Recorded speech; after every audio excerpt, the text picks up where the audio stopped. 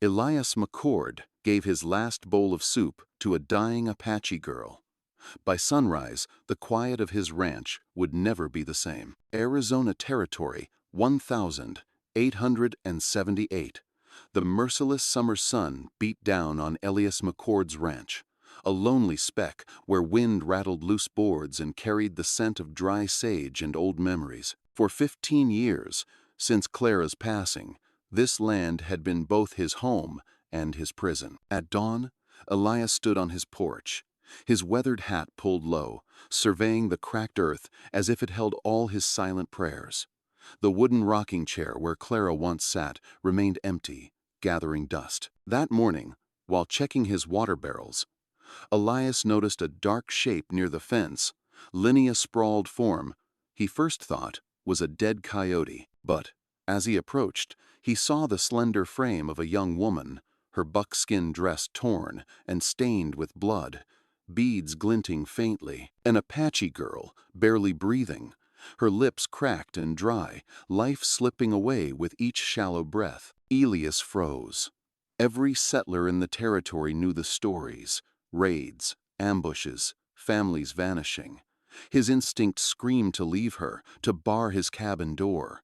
It would have been the safe thing. Yet, he saw her fingers claw weakly at the dirt, fighting to stay alive. Then, Clara's voice, soft as the desert wind, echoed from the Sunday sermons she used to read aloud. "When you help the least of these, you help me." Elias knelt beside the girl.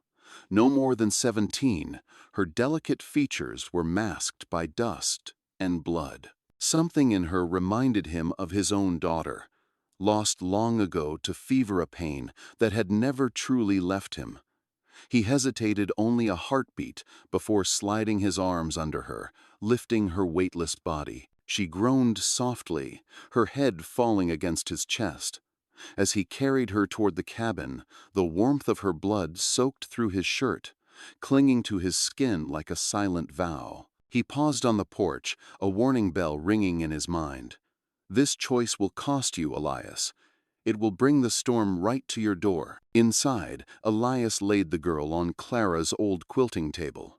He moved with quiet purpose, fetching water, cutting strips of cloth from Clara's last hand-sewn blanket. His calloused hands trembled slightly as he cleaned the wound on the girl's side, whispering a prayer, "Lord, guide my hands." The cabin's silence was broken only by his ragged breaths and the desert wind's distant whine.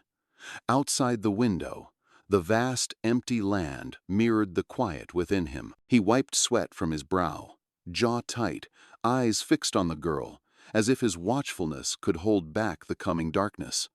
A lone crow's hollow cry echoed from the distance, a stark warning. Elias stood in the doorway, rifle leaning against the wall, sensing the weight of a moment that would change his life forever.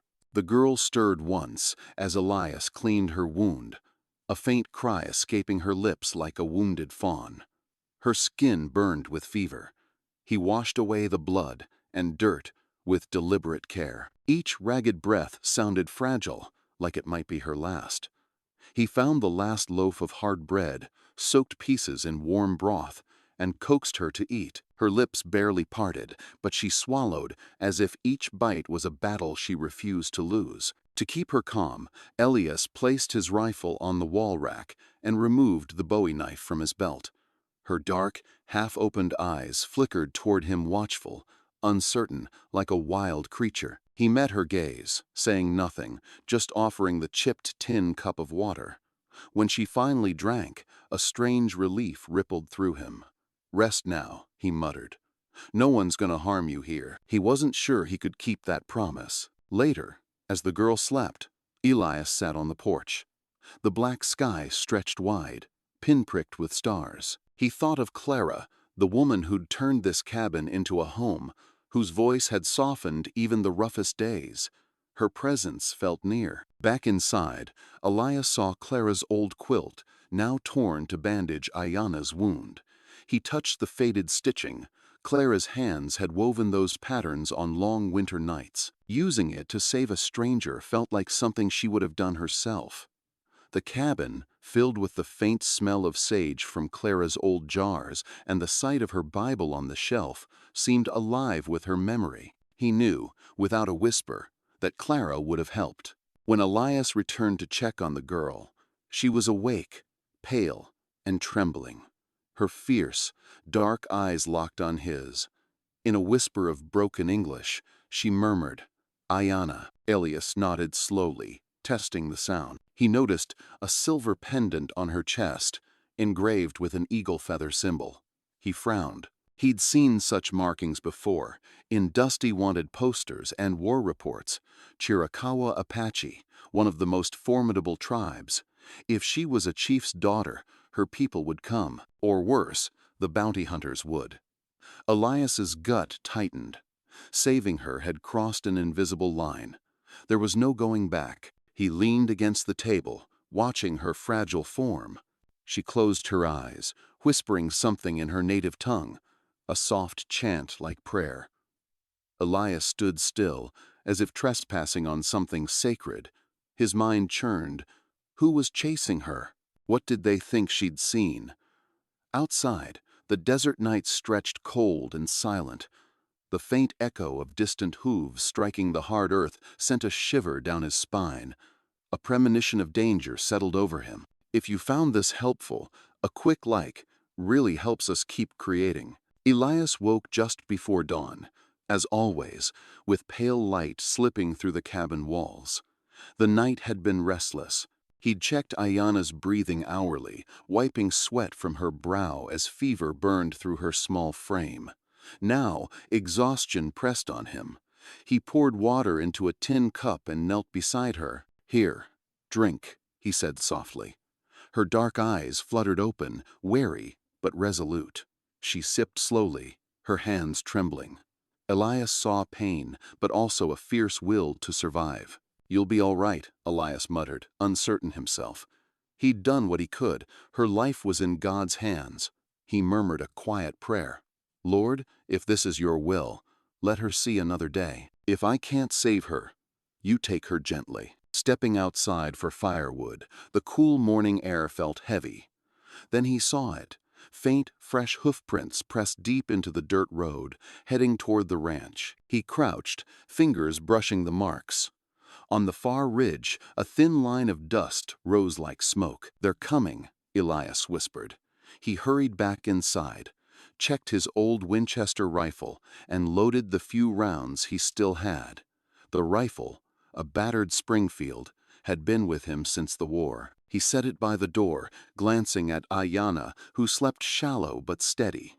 He hated the thought of dragging her back into danger, but danger was already on its way. By mid-morning, the dust cloud grew closer. Elias made out 3 riders. He stepped onto the porch, squinting against the rising sun. The lead rider, in a wide-brimmed hat and coat that flapped like raven wings, had the swagger of Buck Henley. Henley's name was spoken with fear across the territory, known for hunting Apache for bounty and for his grisly trophies. Elias's grip on the porch rail tightened. When the riders stopped 20 yards from the cabin, Henley called out, his voice a whip crack. "Morning, McCord. You've got company out here." Elias didn't answer, standing arms crossed, his face a mask of stone. Henley smirked. "We're tracking a runaway Apache girl. Pretty thing. Word is she came this way. Seen anything?" A fire stirred in Elias's chest. He could lie, hand her over, and send these men away. It would be smart. But his eyes drifted to the cabin window, to Aiyana, and Clara's gentle, firm words echoed in his mind. "The Lord tests us not when life is easy, but when it costs something to do right." "No," Elias said, his voice even. "Haven't seen a soul." Henley tilted his head, studying him. "Funny. Tracks say otherwise. Now, I'm not here to ask twice, old man. If she's in there, you hand her over. We'll be on our way. No fuss." Elias's heartbeat slowed. "You set foot on this property, Henley, and you'll regret it." The bounty hunter's smirk vanished, replaced by a sneer. He tapped his revolver butt. "You choosing sides, McCord?" Elias's silence was answer enough.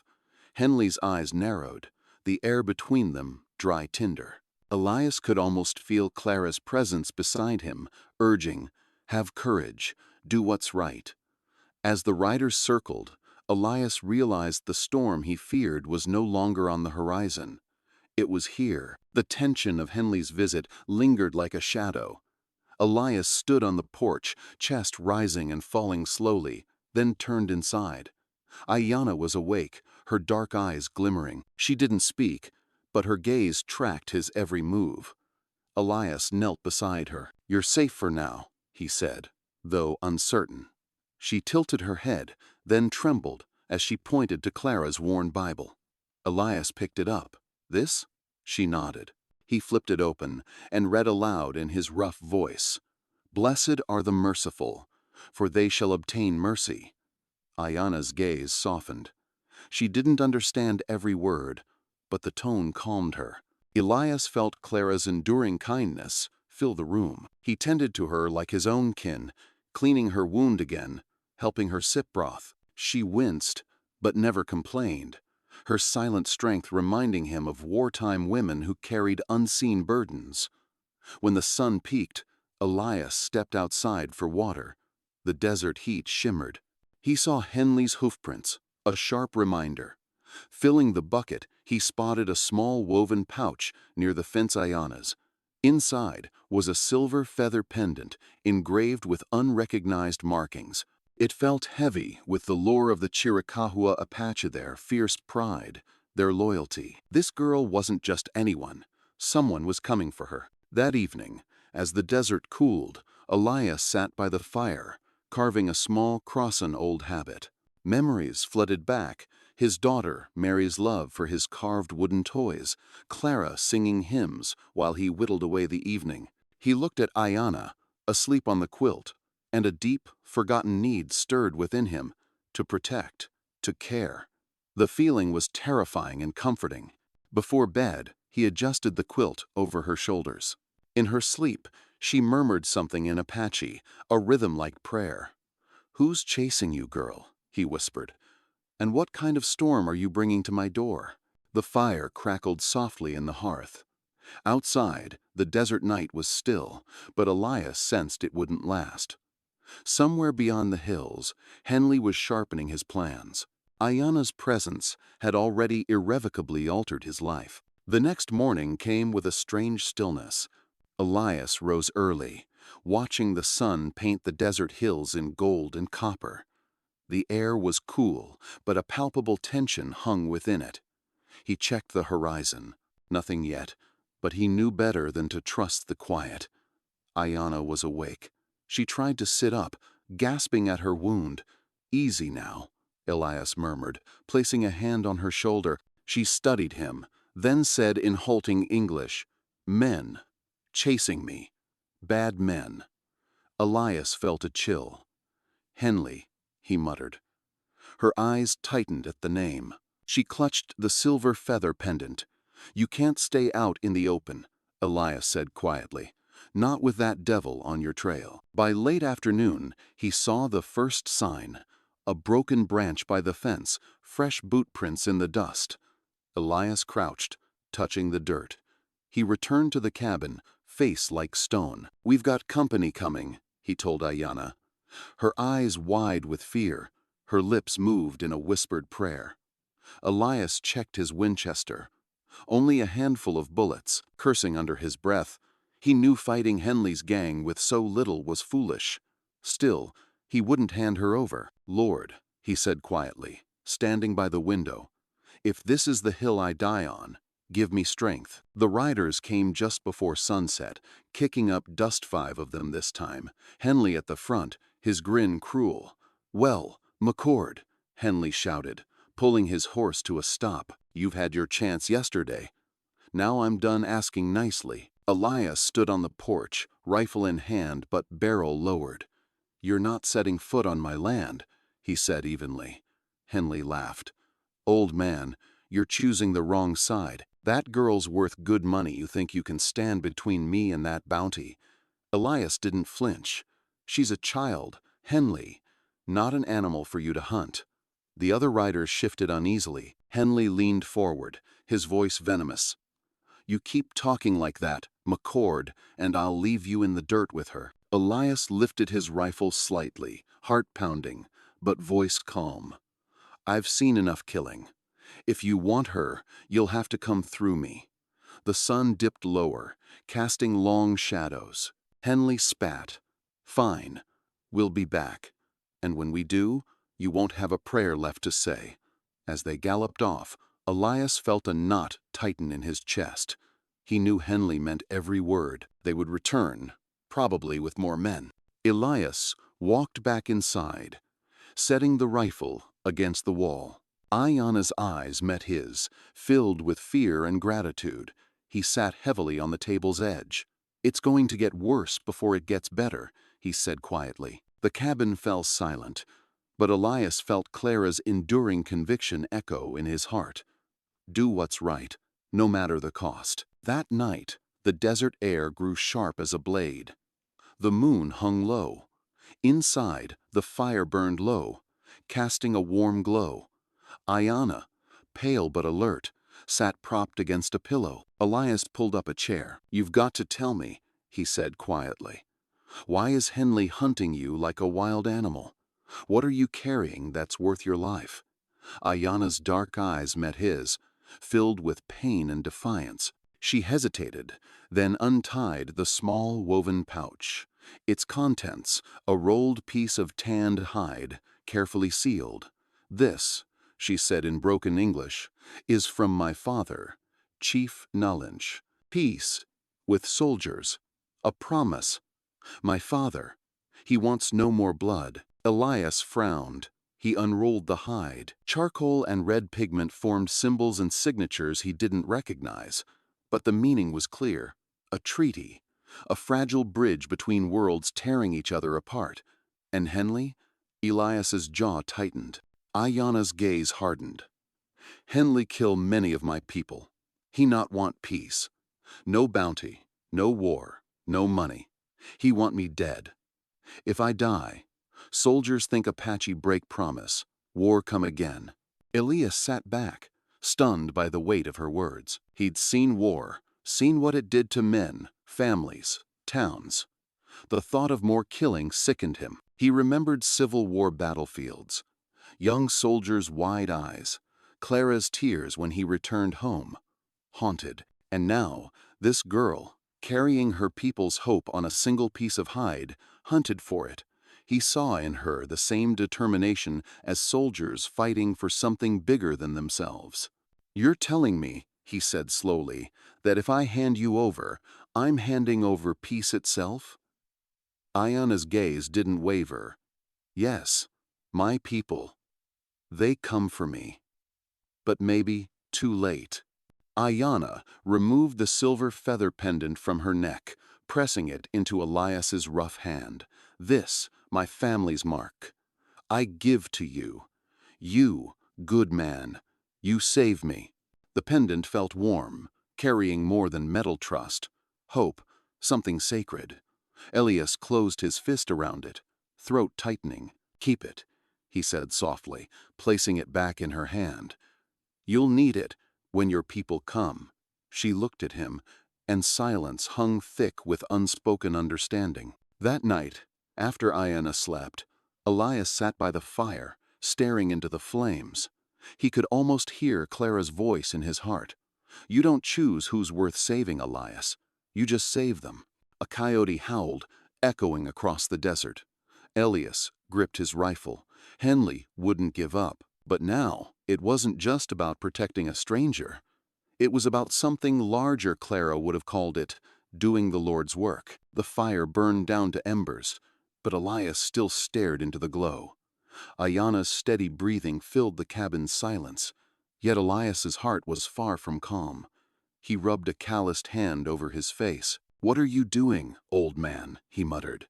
He had spent 15 years minding his own land and grief, avoiding trouble. Now, in 2 days, his life had been turned upside down by a wounded Apache girl. Henley's cruel smirk flashed in his mind. Men like Henley didn't forget insults. When he returned, He'd be after Elias, too. Elias walked to the window.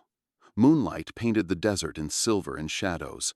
He thought about packing a horse, leaving the girl, and riding into the hills. Easy, safe, but the thought sickened him. He gripped the windowsill, knuckles white. "Lord," he whispered, "I'm no hero, just a tired old fool. But if this is what you want from me, give me the strength to see it through." The memory of Clara came again, unbidden. He could almost see her kind eyes fixed on him, hear her saying, "Elias, you can't turn your back on someone who needs you. Not now, not ever." Later, he sat beside Aiyana, watching her sleep. The flickering firelight made her look younger. Her hand rested on the silver pendant, guarding a piece of her soul. He noticed her calloused fingers, the handmade beads on her dress, each a story, a piece of her people's history. She wasn't just a frightened girl, she was a bridge between worlds, carrying a message that might stop another war. "Clara would have liked you," Elias murmured. "She would have seen the good in you, just as she saw it in me, even when I didn't deserve it." Sleep came hard that night. Elias's mind returned to Clara's cherished scripture. "The Lord is my refuge and my strength, an ever-present help in trouble." Psalm 46:1. Yet, a deep doubt gnawed at him. Could he truly protect Aiyana from Henley's escalating threat? He picked up Clara's Bible. His eyes fell on a verse he hadn't read in years. "Greater love hath no man than this, that a man lay down his life for his friends." John 15:13. The words struck him like a hammer. He wasn't sure when Aiyana had stopped being a stranger, but the line had been crossed. When dawn crept through the cracks, Elias had decided. He walked outside. If Henley came today, Elias would stand his ground.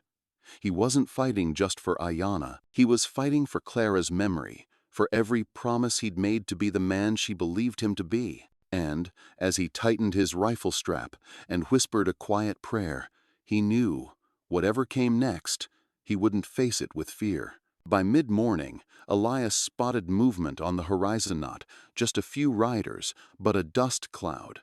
Henley wasn't coming alone.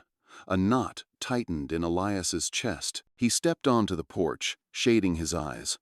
The sun glared against the approaching figures. He went back inside quickly, checking his rifle and revolver. 6 bullets for the Winchester, barely a handful for the revolver.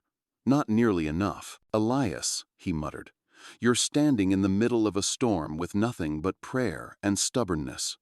Aiyana, sensing his tension, pushed upright. "They come," she said softly, pointing to the window. "They're coming, but so help me, I won't let them take you." Within the hour, Henley and 8 riders surrounded the ranch, their horses kicking up dust and sand.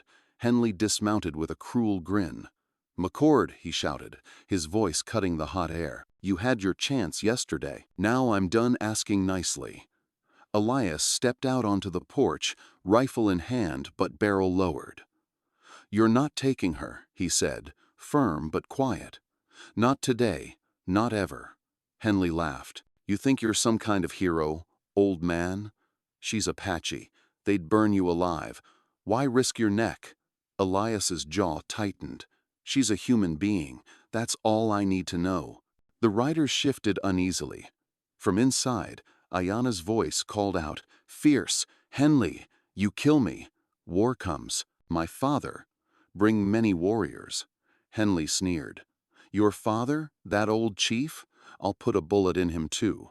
Elias's finger tightened. "You watch your mouth," he said coldly. The silence was heavy. Henley stepped closer. "Here's the deal.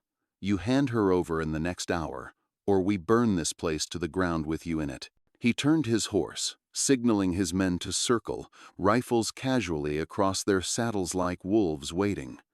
Elias's stomach sank. These were scavengers. Inside, Aiyana's eyes were both frightened and unyielding.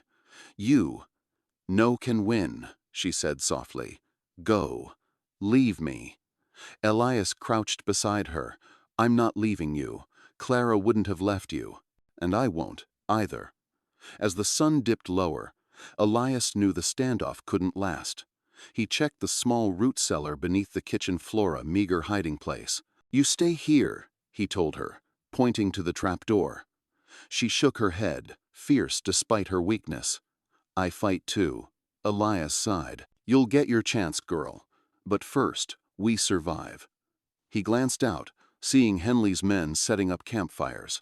They'd wait him out. Elias felt the cold weight of the silver pendant, its presence like a promisand, a warning. The sky burned red as the sun sank behind the hills, and the desert seemed to hold its breath. Elias stood on the porch, rifle slung over his shoulder, watching Henley's men make their camp just beyond the fence line. The crackle of their fire carried on the wind, along with bursts of cruel laughter. Every sound set Elias's nerves on edge. Inside, Aiyana, sensing his tension, tried to sit upright. "They wait. For night," she whispered, her English broken but clear. Elias turned to her. "Yeah, they're waiting for me to blink first." He sat at the table, his hands resting on the worn wood where Clara had once kneaded bread and read scripture. He thought of her now, of how she used to calm him when storms rolled across the plains. "Courage isn't about being unafraid," she used to say. "It's about standing firm, even when fear knocks on your door." Night came fast, the desert sky painted with streaks of violet and black. Elias had positioned an oil lamp near the window, keeping the rest of the cabin dark. He hoped to use the shadows to his advantage. Still, he knew this place was nothing more than a wooden box if bullets started flying. Henley's voice rang out suddenly, sharp and taunting. "McCord, you've got till midnight to hand over the girl. After that, we torch this place. And when I'm done, I'll string you up with your own rope." Elias swallowed hard. He was no stranger to fear, but this felt like standing on the edge of something final. He glanced toward Aiyana, who clutched the silver feather pendant to her chest. Her gaze held his steadily, and for a moment, he felt something shift inside him. She was no longer just a girl he had saved. She was a cause worth dying for. "Elias," she said softly, struggling to form the words. "I go, they leave you. No more fight." Elias shook his head. "Don't even think it. If I let you go, they'll kill you before you take 10 steps. You no owe me," she insisted. "You owe nothing." Elias's voice hardened. "I owe Clara. I owe the man I used to be, before I let fear make me small." He placed a hand gently on Aiyana's shoulder. "You stay. We'll face this together." As midnight drew closer, Elias found himself kneeling by the old quilt on the floor, the same quilt Clara had sewn so many years ago. He bowed his head, speaking in a whisper meant only for God. "Lord, I'm no preacher. I don't have fancy words. But if this is the end of my road, let me face it with courage. And if there's a way through this storm, show me the path." The prayer settled something inside him. When he stood again, he was ready. Henley called out once more. "Time's up, old man. Last chance, hand her over, or watch your place burn." Elias stepped out onto the porch, rifle in hand. The moonlight cast him in silver, his shadow long and unyielding. "You want her?" he called back. "Come and take her." There was a pause, a tense silence, as Henley sized him up. Then, with a sneer, Henley signaled 2 men to dismount. They began walking toward the cabin, rifles raised. Elias tightened his grip on the Winchester. His heart pounded, but his aim was steady. He thought of Clara, of the hymn she used to hum.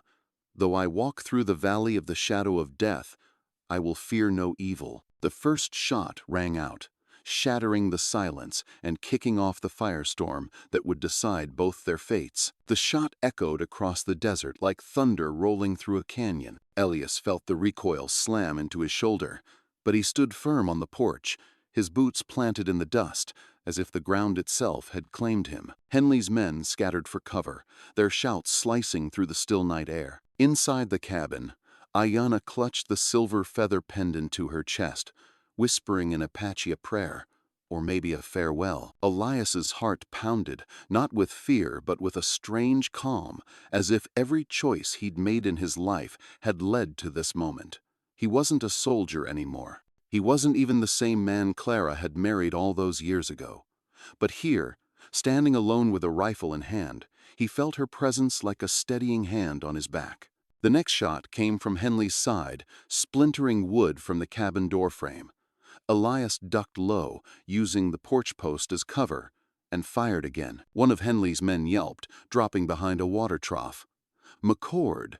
Henley's voice cut through the chaos, raw with anger. "You're a fool. She's not worth dying for." Elias grimaced. "No life is worth less than another," he muttered under his breath, words he wasn't sure Henley could hear. He thought of Clara's favorite verse, whispered in church pews and over supper. "Greater love hath no man than this, that he lay down his life for his friends." He tightened his grip on the Winchester. If this was his last stand, he would make it count. Behind him, the cabin door creaked open. "Stay inside." Elias barked, but Aiyana had risen, pale and trembling, her wound still fresh. She held a small hunting knife, his old one, from the kitchen table. "You fight. I fight," she said softly, her voice breaking but resolute. Elias shook his head. "Number, you're the reason I'm fighting. Get back, girl." But there was something in her Gazian unspoken strength that reminded him of Clara's stubborn kindness. He didn't argue further. Instead, he stepped in front of her, shielding her body with his own, and fired another shot toward the dark shapes creeping through the yard. Henley's men regrouped, shouting orders. Two of them tried to flank the cabin. Elias spotted them moving through the moonlight, and fired, hitting one square in the leg. He dropped, howling, but Elias knew his bullets wouldn't last. When the rifle clicked empty, the silence was deafening. Elias lowered the weapon slowly, breath ragged. He drew his revolver, but there were only 3 rounds left.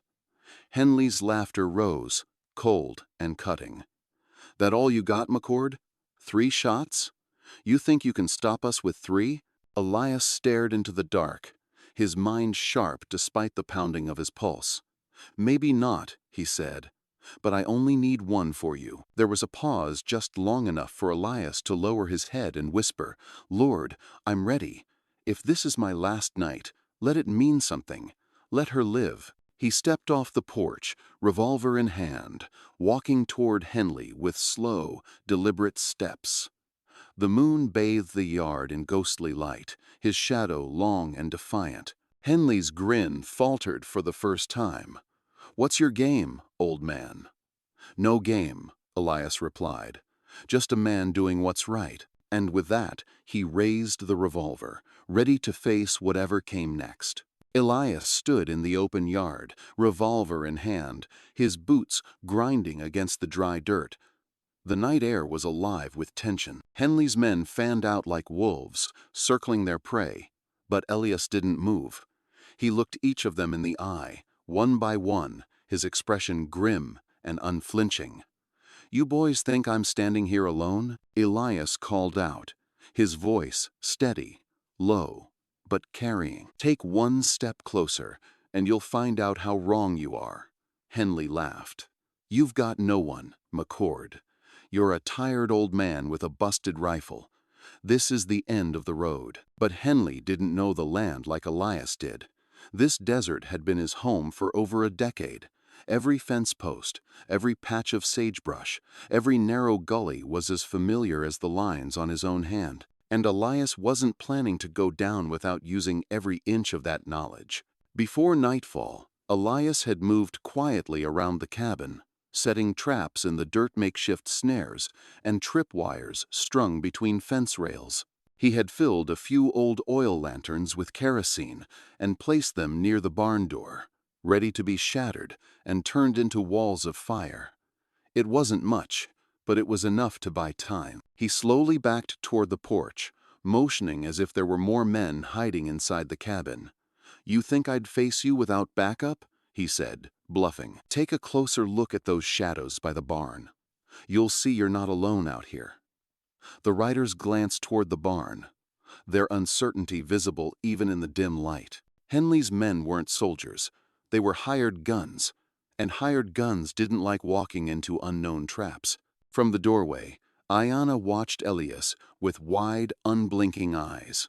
Her lips moved in quiet prayer, whispering words from her own people's tongue. She saw the faint glimmer of firelight in the oil lanterns Elias had placed, and something in her face hardened. Gripping the knife in her hand, she stepped back from the door, moving toward the lantern closest to the window. Elias noticed her out of the corner of his eye and shook his head slightly, but she ignored him. There was courage in that girl, the kind that didn't need to speak. "Henley!" Elias shouted suddenly, his voice booming in the stillness. "This is your last chance to walk away. You cross this line, you won't leave here breathing." Henley scowled, his pride flaring. "You're not scaring me, McCord." "Maybe not," Elias said, raising his revolver slowly. "But I only need to scare your men." He aimed directly at the oil lantern by the barn door, the one Aiyana had nudged into plain sight. Before Henley could respond, Elias fired. The bullet struck the lantern, and in an instant, the dry air erupted into a curtain of flame. The fire danced, crackling and casting long shadows across the yard. Henley's horse reared, spooked by the sudden blaze. The sight of fire shook Henley's gang. Two of his men cursed and backed their horses away, the heat licking at their boots. Elias took the chance to step forward, his revolver leveled. "That's just the start," he said coldly. "The next one's for whoever steps closer." For the first time that night, Henley hesitated.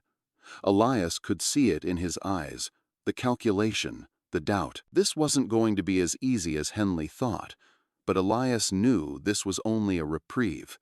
The flames wouldn't burn forever. The real fight was just beginning. The firelight from the shattered lantern burned like a living wall, flickering orange against the dark silhouettes of Henley's men. Horses snorted nervously, hooves pawing at the ground. The sudden blaze had tilted the balance, but Elias knew it wouldn't hold for long. Henley wasn't the kind to back down. "Cute trick, McCord," Henley growled, stepping closer, the glow of the flames painting his face in shades of red and shadow. "But fire and bluffing won't save you. Hand over the girl, or I'll bury you right here." Elias leveled his revolver at Henley's chest, his stance unyielding. "You'll have to do that over my dead body."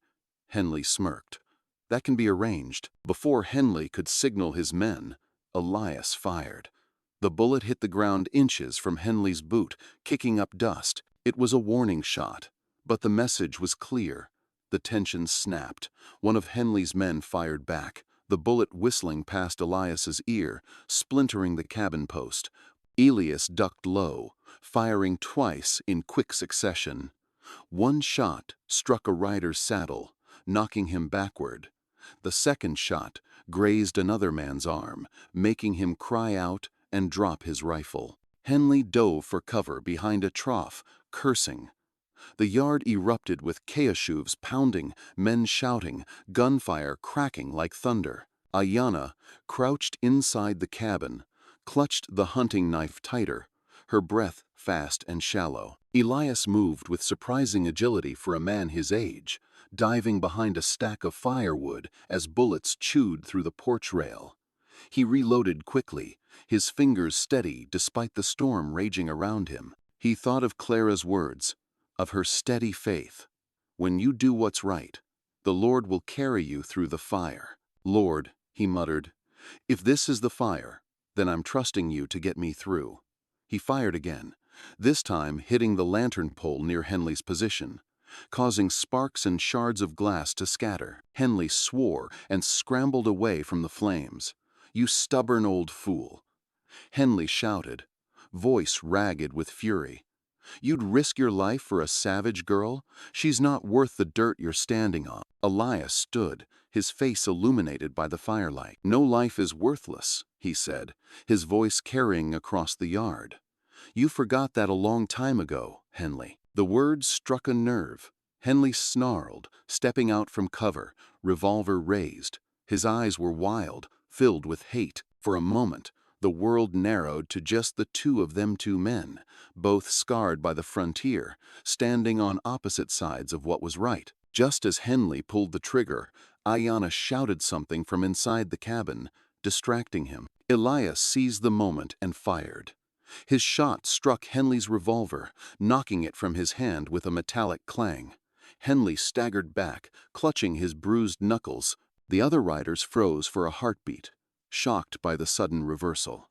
Elias, breathing hard, stepped forward. "You want to end this?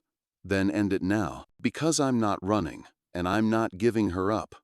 Henley's men looked uncertain, glancing between their leader and the determined rancher. One of them muttered, "Maybe we ought to back off, Buck. This ain't worth dying over." Henley's glare cut sharp, but Elias saw the doubt forming. The fire crackled louder, filling the silence between them. The confrontation had reached its peak, but Elias knew Henley wasn't finished yet. The air between Elias and Henley hung heavy, taut like a rope about to snap. The firelight flickered across the yard, illuminating the faces of the bounty hunters, their eyes darting with unease. Elias stood with his revolver steady, chest heaving, each breath scraping like sand in his lungs. Henley snarled, his pride bruised as much as his hand. "You think you've won, old man? You think one lucky shot changes anything? We'll gut you and burn this shack to the ground." Elias didn't flinch. "You can burn wood, Henley, but you can't burn what's right, and you can't burn faith." The words, simple and unpolished, carried with them something Henley couldn't quite fight: conviction. It was the kind of grit that came from a man who'd lost everything and had nothing left to fear. Suddenly, a distant sound cut through the chaos, a sharp, rising whistle, faint at first but growing closer. Elias's ears caught it, a sound like a bird's cry carried by the desert wind. Henley's men froze, exchanging puzzled looks. Then, from beyond the ridge, came the unmistakable drumming of many hooves. Henley's face twisted. What the hell? In the pale moonlight, dark figures began to crest the ridge. Apache riders, moving in silent formation. Their silhouettes appeared like phantoms against the night sky, the feathers in their hair and the paint on their faces gleaming in the firelight. There were dozens of them, maybe more, and they were riding fast. Elias lowered his revolver slightly, a flicker of awe in his eyes. "Your people," he said softly to Aiyana, who had come to stand just behind him in the cabin doorway. Her face lit up with both relief and pride. "My father," she whispered. Henley spun toward his men. "Mount up! Move! Damn it!" His voice cracked, and Elias saw the fear flash across his face. The same man who had been so eager to hunt others now looked like the hunted. "Too late, Henley," Elias called, his voice steady. "Looks like the odds just shifted." Henley cursed, glancing around as the riders began to encircle the ranch, their horses kicking up clouds of dust. The rhythmic pounding of hooves drowned out everything else, each thundering step announcing that Elias and Aiyana were no longer alone. From the shadows emerged a figure taller and more commanding than the rest, his posture proud and fierce. Chief Nalinch. His face was marked with scars of old battles, his eyes sharp as flint. He rode straight to the porch, dismounting in one fluid motion. Elias's breath caught. He'd heard stories about Nalinch, the chief who had united tribes, the man who had stared down soldiers and lived to tell of it. Now, he was standing here, mere feet away, his gaze cutting like a blade. Nalinch looked from Elias to his daughter, then to the armed men frozen in fear. His voice was deep, resonant. "Who dares threaten my blood?" Henley, usually quick with insults, was struck silent. His men were outnumbered, outmaneuvered, and out of courage. Elias, still holding his revolver, stepped aside, just enough for the chief to see Aiyana. "She's alive because of him," Aiyana said, her voice trembling but strong as she pointed to Elias.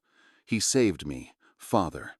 Nalinch's gaze softened just a fraction when it met Elias's. The chief gave a single, solemn nod.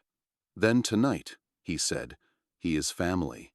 The tide had turned. For the first time since this ordeal began, Elias felt the weight of survival shift off his shoulders. Henley's men sat frozen on their horses, their bravado crumbling in the face of the Apache riders circling like a living storm. The night seemed alive with the steady drum of hooves and the sharp glint of moonlight off polished arrows. Elias lowered his revolver, though he didn't relax. The fire between the cabin and the barn still crackled, casting jagged shadows that danced across the yard. He could feel the shift in the Ira weight lifted, though danger wasn't gone just yet. Chief Nallange stood tall, his silhouette outlined against the firelight, a figure of authority and strength. He raised his hand, and the Apache riders halted in unison, their discipline sharper than any army Elias had seen during the war. Nallange's voice carried across the yard, deep and resonant. "You ride here with weapons, with fire in your hearts." "Why?" Henley swallowed hard, his hand twitching near his holster. "We're just bounty hunters, Chief. That girl, she's worth money to the army. We were just following orders." The chief's dark eyes narrowed. "And how many innocents have you hunted in the name of money?" Henley didn't answer. The silence was damning. Even his men shifted uncomfortably under the chief's gaze. Elias took a step forward, his voice calm but firm. "Chief, this man isn't after justice. He's after blood and coin. Your daughter carries something that could end the killing between your people and mine. That's why she's here. That's why I stood my ground." Nallange turned his gaze to Elias, studying him with quiet intensity. For a moment, neither man spoke. Then, with a nod, the chief said, "You risked your life for my child. That is something I do not forget." Aiyana, standing in the cabin doorway, whispered something in her own tongue. The chief's expression softened just enough to reveal the bond between them. Henley, desperate to regain control, barked, "Don't listen to him. These savages will stab you in the back first chance they get." The only good Apache is a dead he didn't finish. In a blur of motion, one of Nallange's riders drew an arrow, the tip glinting inches from Henley's chest. Henley's voice died in his throat. Elias stepped closer, his revolver steady. "You heard the man, Henley.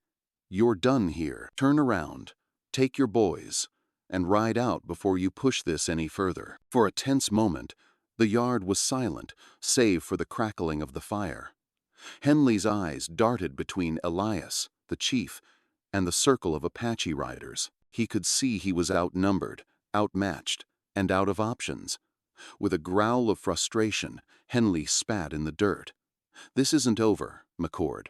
You've made yourself an enemy." "Maybe," Elias replied, his voice like gravel, "but I can live with that. Can you?" Henley didn't answer. With a sharp whistle, he turned his horse and rode off into the night, his men following reluctantly, glancing back at the fiery glow of the ranch and the silent wall of Apache warriors. As the dust settled, Nallange turned to Elias. "Tonight, you stood for more than just my daughter. You stood for peace." Elias holstered his revolver. "I just did what was right." The chief extended his hand, and for a moment, the two Menonce strangers from different worlds stood, united in the quiet aftermath of violence. Aiyana's eyes filled with tears as she watched them. The battle was over, but Elias knew the real test of faith was still ahead. If you're still watching right now, drop a 1 in the comments so I know you're still with me on this journey. The night's chaos gave way to a pale, tender dawn. The horizon glowed faintly pink, as though the desert itself exhaled after holding its breath all night. Elias stood on the porch, his rifle finally lowered, its weight replaced by a heavier Berdina, strange mixture of exhaustion, relief, and something like hope. The yard bore scars of the confrontation. Boot prints etched in the dust, shattered lantern glass glinting under the first rays of sunlight, and faint trails of blood leading where Henley's men had fled. Yet, amidst the wreckage, there was a quiet peace. The fire had burned out, leaving only smoke curling upward like thin prayers rising into the sky. Inside, Aiyana slept, her face calmer than he had yet seen it. The fever had broken during the night, and her breathing was steady. Elias knelt beside her, checking the bandage he had tied with Clara's quilt. He felt the ache of his own bruises, the sting of a cut across his arm, but he didn't care. He had kept her safe. "You're tougher than you look, girl," he muttered with a small, tired smile. As he watched her, he realized something had shifted deep inside him. For 15 years, his life had been nothing but the slow grind of survival, mending fences, tending cattle, eating supper alone with memories of Clara. But now, because of one act of mercy, his world felt different. It felt alive. By mid-morning, Chief Nallanch returned with 2 of his men. They carried fresh water and medicinal herbs, gifts to honor the man who had saved Aiyana. The chief dismounted, his presence commanding but warm. "She will live," Nallanch said, examining his daughter's wound. "Because of you, and because of the woman who still walks these walls." He nodded toward Clara's quilt. Elias's throat tightened. "She'd have wanted me to do the same," he said. "She had more kindness in her heart than I ever deserved." The chief placed a hand on Elias's shoulder. "Kindness is not weakness, McCord. It is strength the wicked can never understand." When the chief and his men left, Elias stepped outside once more. He held the silver and turquoise medallion in his hand, feeling its weight and meaning. For the first time since Clara's death, he whispered aloud, "Thank you, Lord, for guiding me when I didn't know I needed guiding." The desert was quiet, but Elias felt less alone. He had a purpose now, not just to survive, but to protect what was good and just. The sun had risen high enough to warm the dry earth, sending thin curls of heat into the morning air. Elias sat on the porch steps, his hat tipped low over his eyes. For years, this land had felt empty, just dust, fences, and echoes of Clara's laughter that never quite reached him. Today, it felt different, alive. He thought of Clara more than ever that morning. He could almost hear her voice, humming Amazing Grace, the way she used to when the chores were done. He remembered her favorite saying, "Home isn't just a place. Elias sits the people you love and protect." When she died, he'd buried not just her body, but his own sense of purpose. He had been a ghost in his own house, surviving out of habit. But saving Aiyana had stirred something in him, a fire he thought had gone out long ago. "Clara," he murmured, "I think I understand now. Maybe this was your way of telling me to live again." Aiyana stepped outside, still pale but stronger. She wore Clara's old shawl over her shoulders, the fabric frayed but warm. She stood beside him without speaking, her gaze on the horizon. After a long silence, she said softly, "You are like my father. You fight not for hate, but for heart." Elias swallowed, moved by her words. "Your father's a brave man, braver than most I've met. You've got his spirit in you." She offered him the silver feather pendant again, but he gently closed her fingers around it. "Keep it. It's your family. I'm just glad I was here when you needed someone." Later, Elias walked through the cabin, touching the worn edges of Clara's Bible, the quilt now washed and drying in the sun. He realized this place wasn't just his refuge, it was a reminder of the life and love they'd shared. And maybe, just maybe, it could be a safe haven for others, too. He lit a small lantern on the table and whispered a prayer of thanks. It wasn't just for surviving the night, it was for finding a reason to keep going. The evening sun dipped low, painting the desert in shades of amber and rose. Elias sat on the porch once more, the medallion of the Apache chief hanging heavy around his neck. It wasn't just a symbol of gratitude, it was a reminder that compassion had bridged 2 worlds that history had tried to keep apart.